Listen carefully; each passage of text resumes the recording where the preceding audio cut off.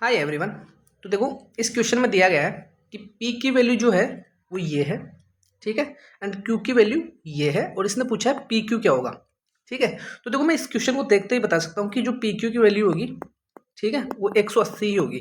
और वो कैसे आएगा, तो हम इसको ना दो तरीके से करते हैं। पहले हम इसको बेसिक से करते हैं एंड उसके बाद हम इसकी ट्रिक देखते हैं कि ट्रिक क्या होगी। ठीक है, तो बेसिक से क्या होगा, देखो मैं पी को पहले यहाँ लिख लेता हूँ, एक सेकेंड।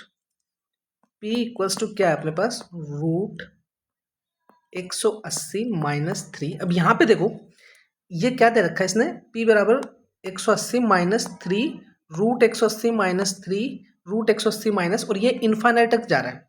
तो अगर मैं इस पूरे को p बोल रहा हूँ, तो मैं ये जो इतना हिस्सा है, इतना हिस्सा, ये वाला हिस्सा, ठीक है, एक सेकंड, ये वाला जो हिस्सा है इसको भी तो मैं p बोल सकता हूँ ना भाई, ये इन्फाइनाइट तक जा रहा है तो उससे कुछ फर्क पड़ेगा नहीं। ठीक है, तो मैं इसको p लिख देता हूँ। तो यहाँ पे मैंने क्या लिख दिया, इसको p। अब मैंने क्या किया, एक सेकंड, इसका स्क्वायर कर दिया दोनों side, 180 minus 3p, P square plus 3p minus 180 equals to 0।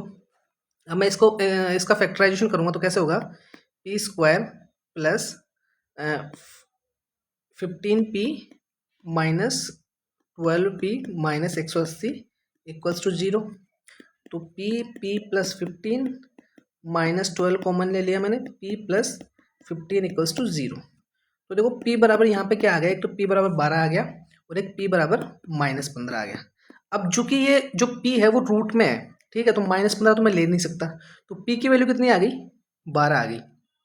ठीक है, तो p मेरे पास कितना आ गया, 12। अब ऐसे ही मैं q को सोल्व करता हूँ, तो q को सोल्व करूँगा तो क्या आएगा, q equals to 180 plus 3q। इसका मैं स्क्वायर कर देता हूँ दोनों साइड, तो Q square minus 3q minus 180 equals to 0। अब मैं इसको सोल्व करूँगा तो क्या आएगा, Q square minus 15q plus 12q minus 180 equals to 0। ठीक है, तो क्यू माइनस 15 प्लस 12 कॉमन ले लिया मैंने, क्यू माइनस 15 इक्वल्स टू 0। तो क्यू बराबर यहाँ पे कितना आ गया, 15, एंड क्यू बराबर यहाँ पे कितना आ गया, माइनस 12। माइनस 12 मैं ले नहीं सकता, तो मैं क्या लूँगा, क्यू बराबर 15। अब ये इसने पूछा पी क्यू की वैल्यू क्या होगी, तो यहाँ पे पी मैंने 12 था और यहाँ पे 15 होगा, तो पी क्यू की वैल्यू क्या आ गई, 12 इंटू 15 इक्वल्स टू 180। ठीक है, अब देखो इसका ना मैं बात करूँ कि इसको शॉर्ट में कैसे करना है, क्योंकि आप ऐसा तो कर नहीं सकते भाई हर बार इतना बड़ी इक्वेशन लिखोगे और उसको सोल्व करोगे। ठीक है, तो इसको शॉर्ट में करने का तरीका क्या है, मैं बेसिकली 180 को ऐसे दो नंबर में तोड़ता हूँ कि उनका डिफरेंस जो है, ठीक है, वो 3 हो। ठीक है, उनका डिफरेंस 3 आना चाहिए। तो मैं 180 को ऐसे तोड़ूंगा तो कितना आएगा, 12 और 15। ठीक है, अब यहाँ पे अगर माइनस वाला केस है, तो माइनस वाले केस में क्या आएगा ना कि जो p की वैल्यू आएगी वो 12 आएगी। ठीक है, और जो q की वैल्यू आएगी, q यहाँ पे देखो प्लस है, ठीक है, तो q की वैल्यू क्या आएगी, 15 आएगी। ठीक है, तो मैं यहाँ से डायरेक्ट निकाल सकता हूँ कि ये p की वैल्यू हो जाएगी और ये q की वैल्यू हो जाएगी। ठीक है, तो ये कितना आ जाएगा, p q बराबर 180। तो मैं सबसे पहले तो इस चीज़ को ऐसे भी देख लेना है कि हमें 180 को ही दो नंबर में तोड़ना पड़ेगा जिनका डिफरेंस जो होगा वो 3 आएगा। ठीक है, तो बेसिकली मुझे क्या करना है कि जैसे मान लें मैंने इसके जगह कुछ और नंबर होता और मैंने उसको तोड़ लिया है x और y में, जिसका डिफरेंस कुछ आता है, मतलब यहाँ पे अगर 3 है तो 3 आता, अगर कुछ और होता तो मतलब कुछ और आता। ठीक है, उस केस में अगर इसने पी क्यू की वैल्यू हमसे पूछी है तो पी क्यू की वैल्यू क्या आती है, इन दोनों का मल्टीप्लीकेशन ही तो आता है। इन दोनों का मल्टीप्लीकेशन कितना है, एक्स वाई, और एक्स वाई एक्चुअली में है क्या, ये जो नंबर हमें दे रखा है।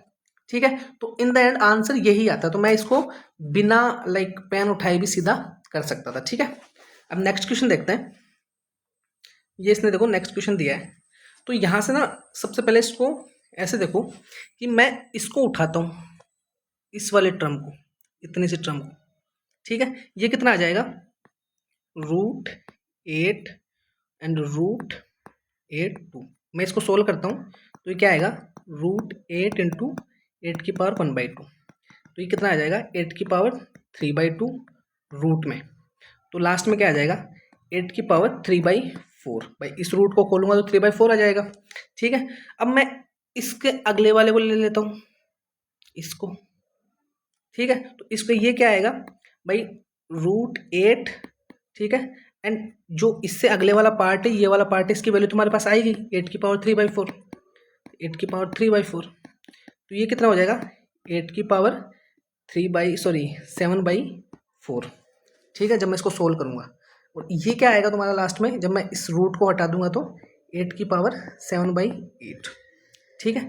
अब मैं इससे अगले वाला पार्ट ले लेता हूँ, ये वाला पार्ट, ठीक है। ये क्या आएगा √8, और इससे पिछले वाला ये वाला जो पार्ट है पूरा, ये वाला यहाँ तक, इसकी वैल्यू अपने पास क्या है 8⁷, ठीक है। तो मैं इसको सोल्व करूँगा तो क्या आएगा 8⁻15/8, जब मैं इसको आगे सोल्व करना चाहूँगा तो कितना आएगा 8 इसको हटा दूंगा तो 15/16।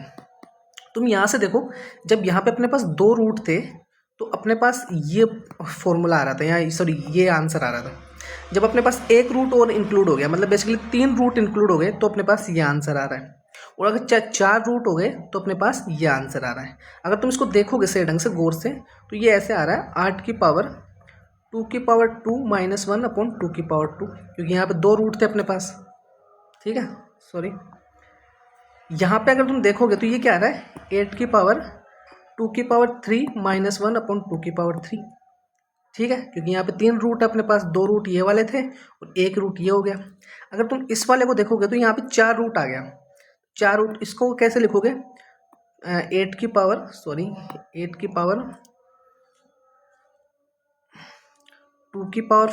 -1/2⁴, ठीक है। ये एक पैटर्न बन रहा है, ठीक है। तो अगर मैं इसको देखूँ तो इसमें टोटल रूट कितने हैं 1 2 3 4 5 6, ठीक है। तो मैं अगर इसको लिखना चाहूँ तो कैसे लिखूंगा 8⁻2⁶ -1/2⁶, तो ये कितना हो जाएगा 8⁻6 कितना होता है 8 × 64, 64 - 1 63, 63/64, तो ये हमारा फाइनल आंसर है, ठीक है। तो इसका फॉर्मूला क्या हो गया 8⁻n - 1/2⁴, ठीक है। अब अपने पास जितने भी रूट होंगे, ठीक है, अगर 7 रूट होंगे तो हम n की जगह 7 लिख देंगे, अगर 4 रूट होंगे तो हम n की जगह 4 लिख देंगे, ठीक है।